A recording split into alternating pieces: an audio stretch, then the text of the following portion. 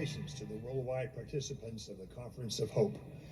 Thank you to the Washington Times Foundation and Think Tank 2022 for hosting this conference on the challenges to religious freedom from communism.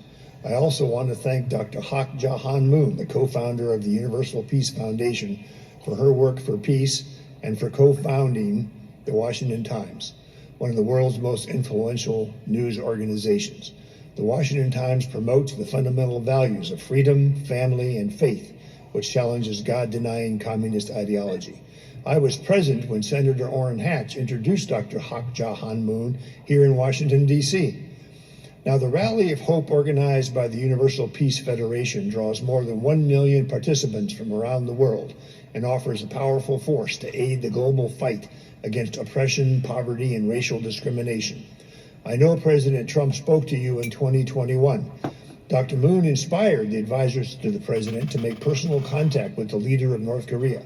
Trump held 3 meetings with North Korean leader Kim Jong-un to strike a deal in which Kim would give up all his nuclear weapons in exchange for massive economic aid and investment. China opposed this deal because China fears a reunified Korea that would align with the United States and slow down or even block China's long-term 100-year marathon strategy. But we cannot give up on unification someday, in which a newly united Korea will also be a Christian nation. The Abraham Accords show us that distrust can be overcome. Now, I want to address these 4 questions. Why does China oppose Korean unification? Why does China oppose the Unification Church? Why does China oppose Prime Minister Abe's anti-communist supporters? And why does China persecute Chinese Christians? No one would have imagined the successful Trump meetings way back 30 years ago in 1991, when Reverend Moon first met with Kim Il-sung, then the North Korean president, to discuss ways to achieve a peace on the Korean Peninsula, as well as on international relations and tourism. In 1992, Kim Il-sung gave his first and only interview with the Western news media to the Washington Times reporter Josette Sheeran. In 2012, Moon was posthumously awarded North Korea's National Reunification Prize. On the first anniversary of Reverend Moon's death, North Korean Chairman Kim Jong-un expressed condolences to his family, saying Kim Jong-un played for the repose of Moon, worked hard for national concord, prosperity, and reunification, and world peace. Last August, Kim Jong-un again sent condolences via the North Korean Peace Advisory Committee. The 10th anniversary of his passing, he again provided condolences and respect to Madame Han. China has opposed and fears Korean reunification. China's own approach has been to persecute anything foreign about Christianity and to oppose the Unification Church, even calling it an evil cult. The Chinese have a 5-year plan to change to Chinese-style Christianity.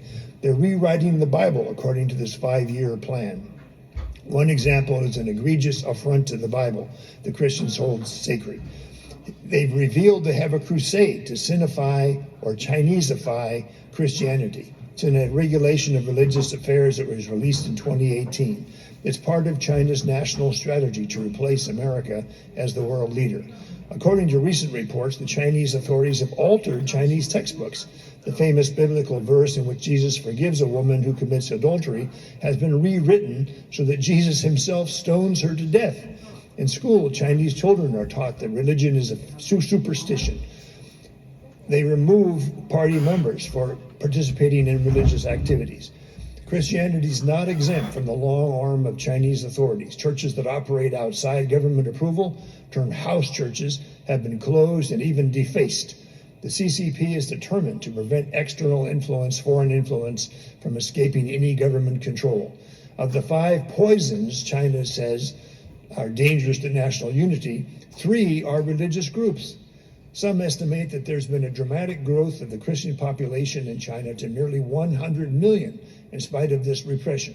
Foreign influence, they are afraid, is going to lead to the overthrow of the Communist Party from within. A Christian unified Korea adds to this nightmare for the Chinese Communist Party. Now, our government continues to call for the release of religious prisoners. We need to strengthen sanctions and hold perpetrators of persecution to account. One way to do this is the Magnitsky sanctions for violations of freedom in China, as listed in the Department of State's Freedom of Religion report. Now let me say a few words about Chinese strategy. Xi Jinping wants to exploit Abe's tragic assassination July 8th and demonize his allies, including the Unification Church and the Liberal Democratic Party Abe faction. Speaker Newt Gingrich has pointed out in a Washington Times op-ed that the chairman of the Japanese Communist Party has revealed their plan in an interview. Communist Party Chairman Xi said openly, the starting point in the history of this was an anti-communist organization that was united with the Unification Church.